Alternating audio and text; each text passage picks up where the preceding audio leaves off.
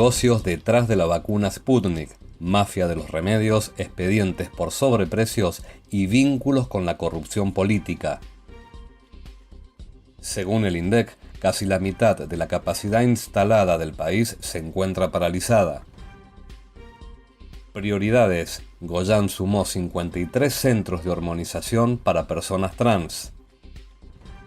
Formosa, metieron preso a un médico por no usar barbijo mientras manejaba. Dejaron sin efecto el nombramiento de la Virgen como comisaria general de la Policía Federal. Evo Morales se entromete en la política de Perú apoyando a Castillo. Tiene un programa similar al nuestro. Duque y Lasso acuerdan trabajar para el ingreso inmediato de Ecuador en la Alianza del Pacífico. La vacuna de AstraZeneca en caída libre, solo la política la puede salvar. Francia y el reformismo islámico, el nuevo Islam incluye a la mujer imán. El Papa colabora con la industria farmacéutica y promueve el endeudamiento de los países pobres. Hola Hispanoamérica, bienvenidos a la quinta emisión de Noticias Nacional e Internacional de TLV1, toda la verdad primero. Con este proyecto apuntamos a brindarle a nuestra audiencia una fuente de información veraz y comprometida con la verdad. Es muy importante tu colaboración económica con TLV1 para que nuestro trabajo de informar siga siendo posible. Podés colaborar ingresando a cualquiera de los enlaces que están debajo de la descripción de este video. Suscríbete a nuestro canal de YouTube TLV1 Noticias y por supuesto podés encontrar toda nuestra programación en nuestra página web www.canaltelev1.com. Acá te contamos lo que otros no quieren contarte, por eso ya mismo nos vamos con toda la información.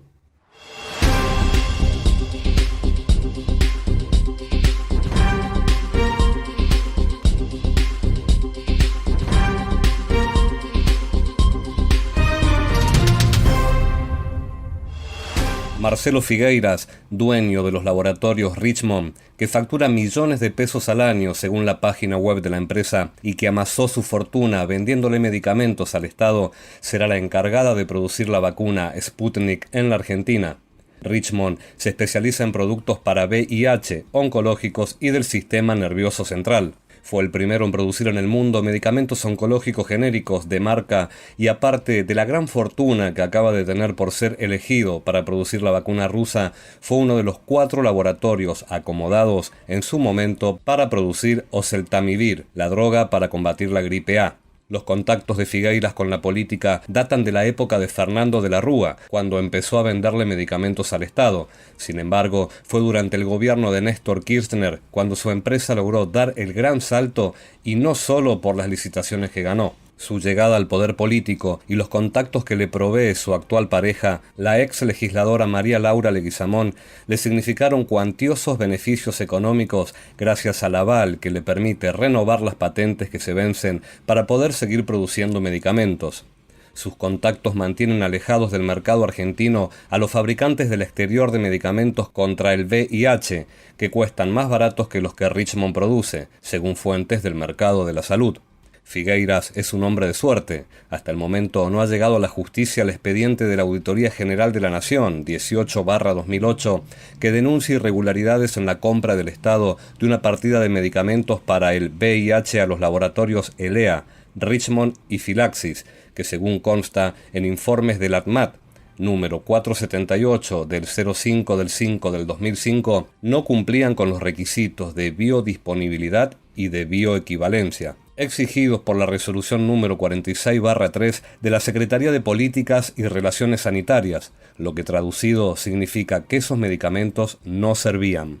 Tampoco Figueiras tuvo que pisar tribunales por uno de los expedientes de la mega causa de la mafia de los medicamentos que investigó el entonces juez Norberto Ollarvide, pero por la que sí fueron allanadas las oficinas de Richmond en noviembre del 2009, en relación con las compras poco transparentes que realizó el Estado de la droga oseltamivir, la sustancia que se usa para producir el Tamiflu, especialidad de laboratorios de Figueiras. Esta causa se desprende de escuchas telefónicas en la que se detectó a empresarios, entre ellos a un gerente de Richmond, poniéndose de acuerdo para vender más cara la droga en plena emergencia sanitaria.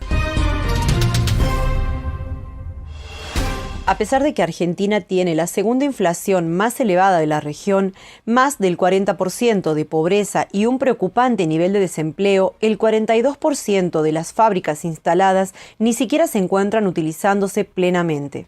El último informe publicado por el Instituto Nacional de Estadística y Censos marcó un nuevo nivel de preocupación con respecto al rumbo de la economía y la industria del país, mientras el ministro Martín Guzmán se encuentra en las últimas horas de una nueva gira internacional en la búsqueda de inversiones, fondos frescos y nuevos préstamos. La utilización de la capacidad instalada de la industria argentina apenas se encuentra en el 58%. De este modo, algo más de un 40% de la capacidad instalada del país se encuentra paralizada. Desde el Ministerio de Economía tuvieron que salir al cruce de los informes oficiales y aclarar que durante los primeros bimestres del año se suelen realizar paradas de planta programadas que pueden afectar la comparación interanual.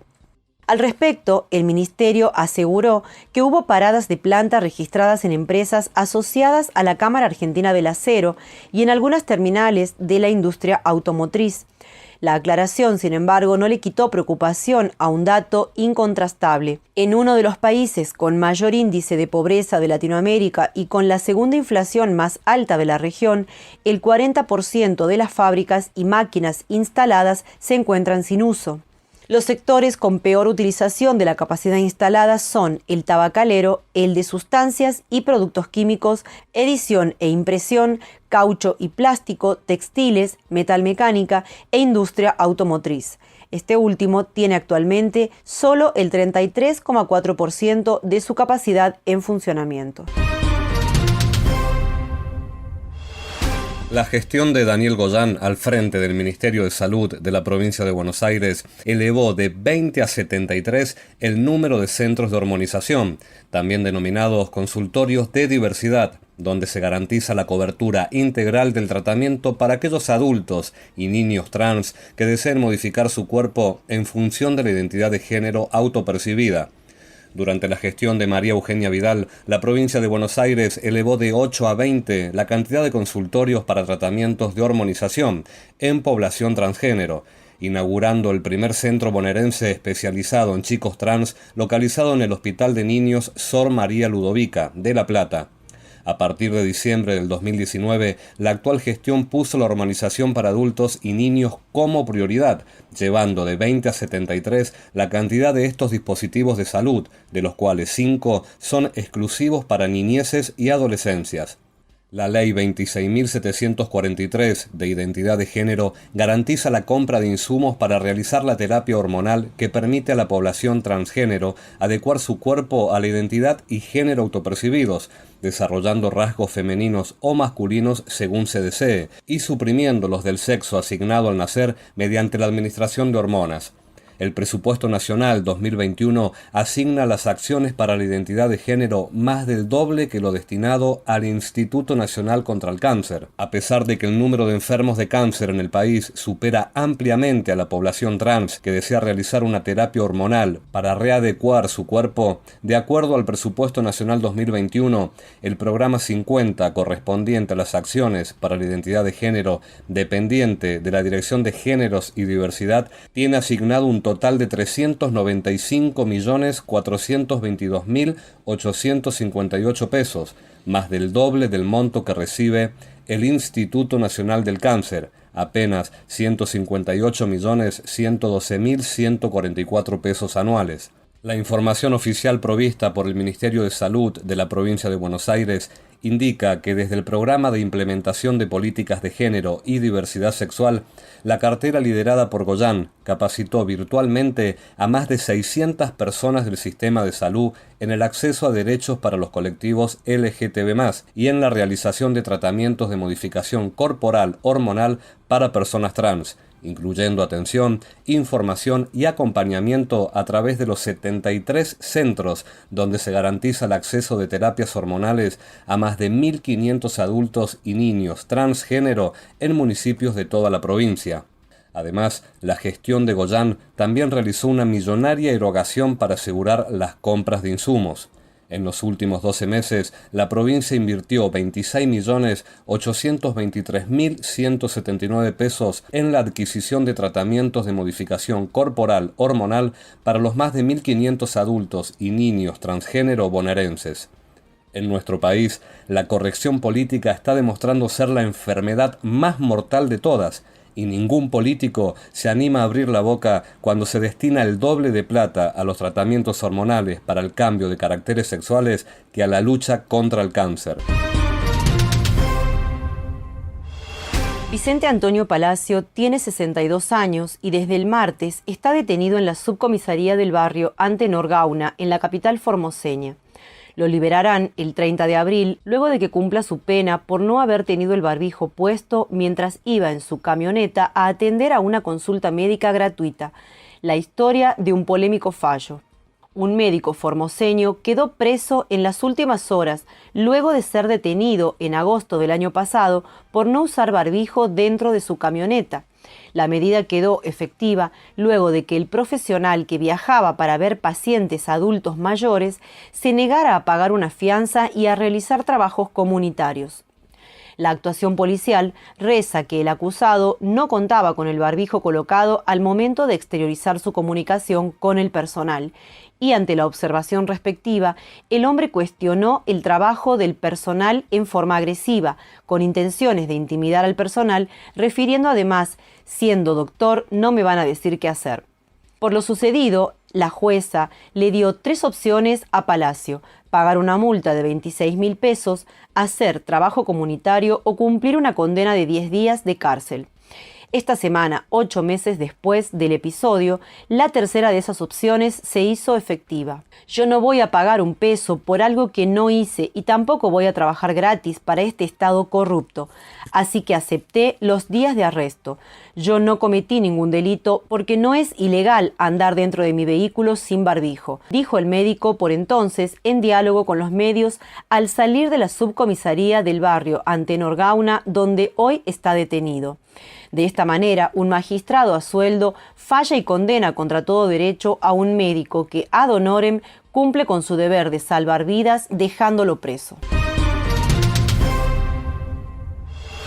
Finalmente, la Virgen María no será comisaria general de la Policía Federal Argentina. La iniciativa, que se hizo pública el domingo y se iba a efectivizar este lunes, fue dejada sin efecto por pedido del Ministerio de Seguridad de la Nación. El Ministerio de Seguridad de la Nación pidió que se busque otra forma de homenajear a la patrona de la fuerza sin que se le otorguen grados honorarios. En su lugar, la Virgen será reconocida como patrona de los 200 años de la institución. El grado honorífico a la Virgen María, imagen de culto religioso, había sido determinado por el jefe de la Policía Federal Argentina, Juan Carlos Hernández, en el marco del bicentenario de la creación de la institución policial. Pero según informó La Nación, desde la cartera que dirige Sabina Frederick se pidió rever la medida. En una nueva resolución, Hernández dejó sin efecto el nombramiento y en su lugar se pidió reconocer a la Virgen como la patrona por los 200 años de la institución. Abrevando en la fe y espiritualidad del personal de la institución, lo importante es poner en manos de nuestra patrona todo lo inherente a los festejos del Bicentenario, destacó en los fundamentos. Además, el jefe policial remarcó que, si bien el nombramiento de la Virgen como comisaria general contaba con el aval de las autoridades eclesiásticas, una nueva ponderación de los fundamentos y fines pretendidos lo hizo resignificar la decisión. Decir siempre la verdad primero tiene un precio. Pero todos los días, en cada programa, en cada reportaje, en cada esclarecimiento, descubrimos que decir la verdad vale la pena. Decir siempre la verdad tiene un precio. Pero cada vez que recibimos tu apoyo, entendemos que seguir luchando vale la pena. Dependemos de tu ayuda. TLV1, toda la verdad primero.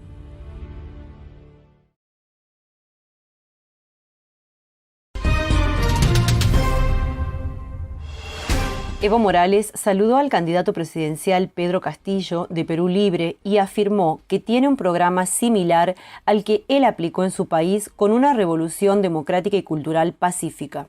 Saludamos y expresamos respeto y admiración a Pedro Castillo de Perú, que tiene un programa similar al nuestro, Revolución Democrática y Cultural Pacífica, defendiendo recursos naturales e impulsando una asamblea constituyente en beneficio del pueblo para que haya justicia social. Esa es una demostración de que estamos exportando nuestras políticas, enfatizó Morales. Los movimientos sociales e indígenas de América Latina y Caribe nos caracterizamos no solo por luchar y movilizarnos por nuestras reivindicaciones, sino también por implementar cambios estructurales. La candidata presidencial de derecha, Keiko Fujimori, pidió este martes a Morales no interferir en la campaña electoral de Perú.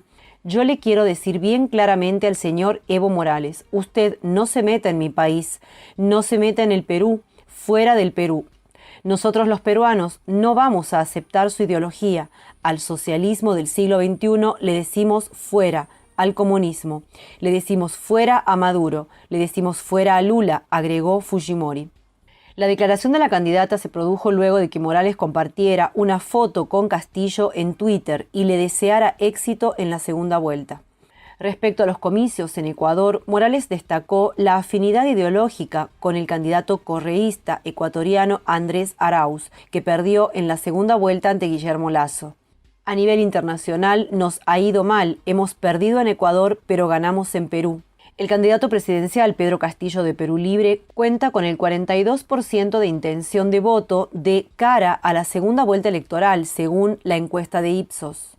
La reciente encuesta, difundida este domingo por Cuarto Poder, muestra que Keiko Fujimori de Fuerza Popular tiene un 31% de apoyo. El 16% de encuestados consideró que optaría por el voto blanco o viciado y un 11% no precisó a qué candidato presidencial elegirá. El presidente electo ecuatoriano Guillermo Lasso y el presidente de Colombia, Iván Duque, han acordado trabajar para el ingreso inmediato de Ecuador a la Alianza del Pacífico, una iniciativa económica y de desarrollo que se ha convertido en el eje de una nueva forma de hacer negocios en el continente. Así lo han avanzado los mandatarios en una rueda de prensa tras su encuentro este martes en Casa de Nariño, en Bogotá, en el que ha sido el primer viaje de Lasso como presidente electo de Ecuador junto a su equipo de transición. Lasso ha incidido en que Ecuador es un país que requiere el apoyo de Colombia para un inmediato ingreso de pleno derecho a la Alianza del Pacífico, de la que forman parte Chile, México y Perú. Creemos en el libre comercio, creemos en la apertura económica, creemos en el libre tránsito de personas, libre tránsito de capitales, libre tránsito de mercaderías y haremos todo lo necesario para que en nuestro gobierno podamos lograr esa apertura económica de Ecuador al mundo y la inversión del mundo en Ecuador, ha manifestado el dirigente. Por su parte, Duque ha subrayado que valora profundamente la visita de Lasso a la capital de Colombia y ha explicado que en su reunión se han abordado temas de gran trascendencia para nuestros países. Yo creo que ratificamos también el compromiso de ver a Ecuador como miembro de pleno derecho de la Alianza del Pacífico, ha afirmado el mandatario colombiano. Reitero no solamente el interés, sino toda la ayuda de Colombia para que durante esta presidencia podamos garantizar el acceso de Ecuador a esta importante alianza. Asimismo, Duque ha presentado a Lasso como un gran amigo y ha destacado sus convicciones sobre la defensa de la democracia en todo el hemisferio. Durante su encuentro, ambos líderes han tratado también asuntos de cooperación en materia de seguridad, así como temas relacionados con la democracia en América Latina. Las reacciones de los gobiernos y los ciudadanos de los países de Europa ante los episodios de trombosis relacionados con la vacuna COVID de Oxford AstraZeneca han sido muy variadas. La semana pasada, Dinamarca se convirtió en el primer país del continente en abandonar la vacunación contra el COVID con AstraZeneca. El Instituto de Salud noruego recomendó entonces que Oslo siguiera el ejemplo de Copenhague y dejara de utilizar la vacuna. Mientras tanto, el Reino Unido, que ha confiado en esta vacuna para llevar a cabo su campaña, continuó con su uso, a pesar de que su regulador de salud confirmó a principios de abril que 19 de los inoculados habían muerto por los raros casos de coágulos de sangre. Muchos países decidieron suspender el uso de la vacuna de AstraZeneca en marzo, a pesar de que la Agencia Europea de Medicamento y la Organización Mundial de la Salud la respaldaban, afirmando que sus beneficios en la lucha contra el COVID superan con creces los riesgos. En su evaluación de los casos de trombosis, la Agencia Europea de Medicamento no identificó una causa definitiva para estos eventos muy poco frecuentes, pero dijo que tienen una posible relación con la vacuna y pidió que se incluyera como un efecto secundario potencial extremadamente raro.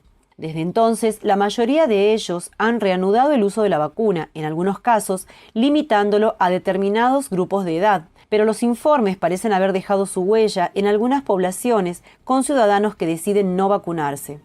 Antes de que se suspendieran las inyecciones de AstraZeneca por la preocupación por los trombos, en todos los países europeos estudiados en una encuesta de YouGov, excepto en Francia, había más personas que consideraban que la vacuna era segura que insegura. Sin embargo, esto ya no fue así en marzo, ya que en Francia, Alemania, España e Italia mostraron que los participantes eran más propensos a considerar la vacuna como insegura que como segura. Ante el hartazgo de la gente por el manejo de las farmacéuticas y las cuarentenas y restricciones injustificados, lo único que podría cambiar la opinión pública es que los gobiernos y voces pretendidamente autorizadas comunican el mensaje de que la vacuna de AstraZeneca sigue siendo en gran medida segura y eficaz. Y si los gobiernos y otros organismos pueden intervenir en esas campañas, aseguró Linda Bold, profesora de salud pública de la Universidad de Edimburgo. Con la comunidad musulmana más grande de Europa, en París se ha alzado la primera mujer imán en Francia. La cofundadora del proyecto La Mezquita de Fátima, un proyecto mixto que promueve el Islam liberal, Kahina Bahloul, es la primera imán de Francia. Yo no me desperté un día diciéndome que quería ser en imán. El Islam es ante todo una forma de espiritualidad, como todas las religiones. Es un viaje interior que nos lleva primero a un mejor conocimiento de nosotros mismos, para después cuestionarnos sobre nuestra relación con el mundo y con quienes nos rodean. Cuenta Kahina, jurista e islamóloga franco-argelina de tradición sufí de 42 años. Kahina nació en París pero creció en Argelia. Aunque durante años tomó distancias con la religión, tras los atentados del 2015 comenzó a profundizar sobre el misticismo musulmán.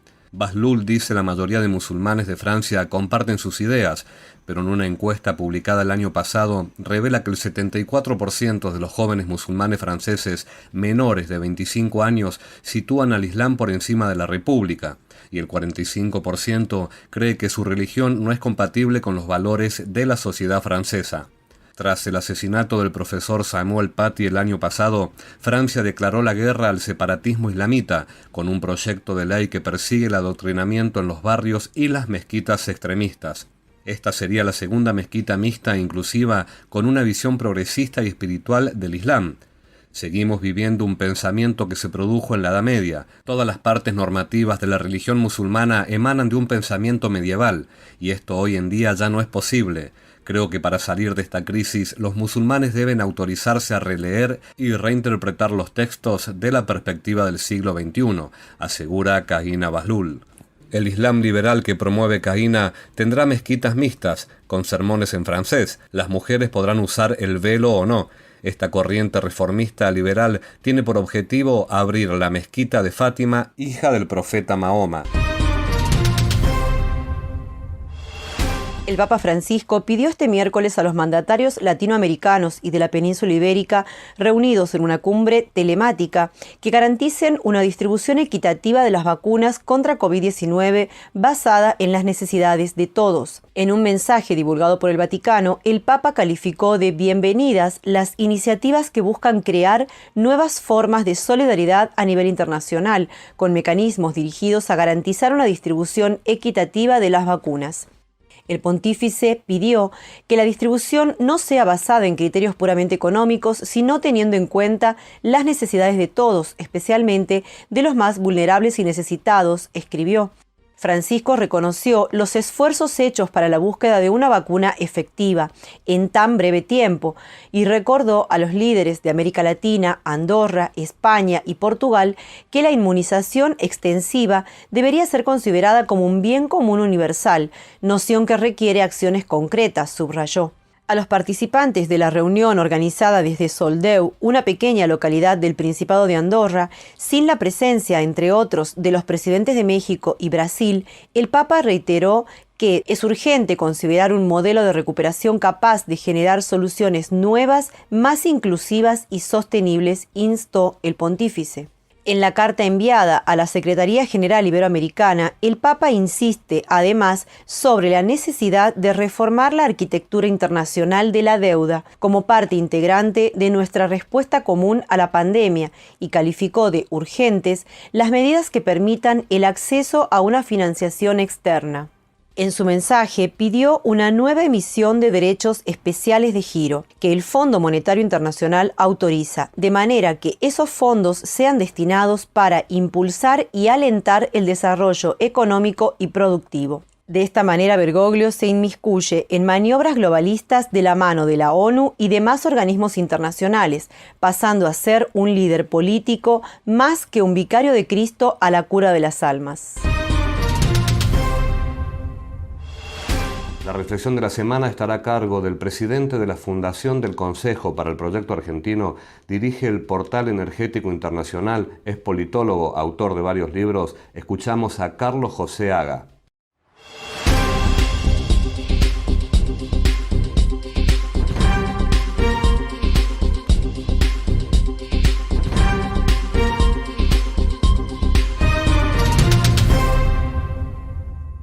Hablar de la Argentina es despejar una paradoja.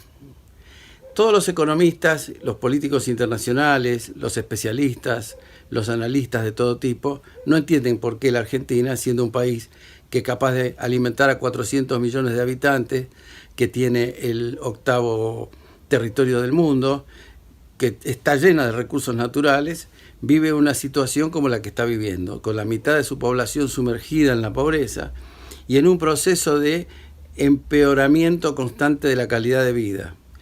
Todo este misterio en realidad tiene una explicación. Es decir, la Argentina no es un régimen normal, no es un régimen constitucional como cualquier otro, como los que están acostumbrados a ver esta gente. La Argentina es una cleptocracia, no es ni una democracia representativa, no es ni sistema federal. En la Argentina los tres poderes están completamente entremezclados, no hay independencia de uno ni de otro, no existe la justicia, es decir, hay signos muy claros de que el Estado está en desintegración, como por ejemplo la inexistencia de la moneda, la falta de control territorial, el hecho de no poder manejar las fronteras, que son un verdadero colador, la inseguridad pública en muchas zonas amplísimas del país, donde predominan las bandas, inclusive de narcos. Es decir, no hay control en el mar, donde hay saqueo abierto de los recursos ictícolas. También pasa lo mismo con los recursos mineros, la contaminación, y podríamos seguir hablando por muchos minutos más sobre los signos de la falta de Estado. Bueno, esta cleptocracia que se ha ido gestando, hoy se apropia del 50% de toda la riqueza del país. Hay un cleptócrata cada 74 habitantes, lo que hace imposible el funcionamiento del sistema. El Estado está particionado, como en reinos de taifas, todo para repartirse el poder entre los grupos y pandillas que lo manejan. Esto se ha vuelto una situación crítica y absolutamente insostenible, que se puso mucho más en evidencia con la aparición de la pandemia. O sea, Argentina, antes de la pandemia, era un país que ya estaba en caída libre, que venía acompañando ya al pelotón de los países africanos. Ahora, cuando apareció la pandemia, todos los vicios de este sistema se hicieron manifiestos. Se hicieron manifiestos los privilegios, se hicieron manifiestos los altísimos sueldos que cobran todos los cleptócratas contra los bajísimos sueldos que cobra la población. Aparecieron los vacunados VIP, el negocio de la pobreza con los sobreprecios en los alimentos. Apareció todo eso a la luz. Esto despertó a la ciudadanía argentina. Esto es lo más importante que está pasando en este momento. O sea, vamos a ir seguramente a un colapso del sistema político, como hemos ido tantas veces, pero esta vez tengo la impresión, viendo la calidad de la respuesta de la gente y la conciencia sobre dónde está el problema, porque hoy encabezan las encuestas lo que son la corporación política, la corrupción, las prebendas, los privilegios, todo eso la gente lo tiene esta vez muy claro, y es casi seguro que todo el sistema político va a colapsar y van a hacer de esto un sistema nuevo. Esto ocurrirá o antes o después de las elecciones. La pandemia en realidad causó mucho daño por las malas medidas que tomó el gobierno y además porque fueron absolutamente incumplidas, es decir, en todo sentido. Es decir, uno ve cómo avanza de lento todo lo que ellos se proponen y es producto de la desintegración del Estado y de tenerlo fraccionado en tantas partes. De esta manera, en algún momento próximo, ya van a empezar a surgir nuevas tendencias políticas, nuevas organizaciones, incluso como los partidos vecinalistas, van a surgir movimientos de opinión fortísimos. Todo esto va a llevar a un cambio, pero antes de ese cambio, el sistema cleptocrático tiene que eclosionar, porque no hay manera que una nación a la que le escatiman el 50% de su riqueza tenga ninguna posibilidad de invertir para generar trabajo. Más bien, todo lo contrario, se va desinvirtiendo cada vez más y se va quedando cada vez más pobre. Entonces la Argentina puede solucionar su problema de pobreza mañana mismo, si quisiera, eliminando la cleptocracia. Y eso es algo que se ha hecho más consciente en estos días que nunca antes. Bueno, les habló Carlos Haga, presidente de la Fundación Consejo para el Proyecto Argentino, desde Buenos Aires, especial para Toda la Verdad Primero Internacional. Y con estas reflexiones cerramos el programa de hoy e invitamos a todos nuestros oyentes a difundirlo entre sus amigos y conocidos. Pongan me gusta y suscríbanse a nuestro canal de YouTube, TLV1 Noticias. Podés encontrar toda nuestra programación en www.canaltelev1.com. Es muy importante tu colaboración económica con TLV1 para que nuestro trabajo de informar siga siendo posible. Queridos amigos, es hora de despertar. Nosotros los esperamos en la próxima emisión de noticias nacional e internacional de TLV1. Toda la verdad primero.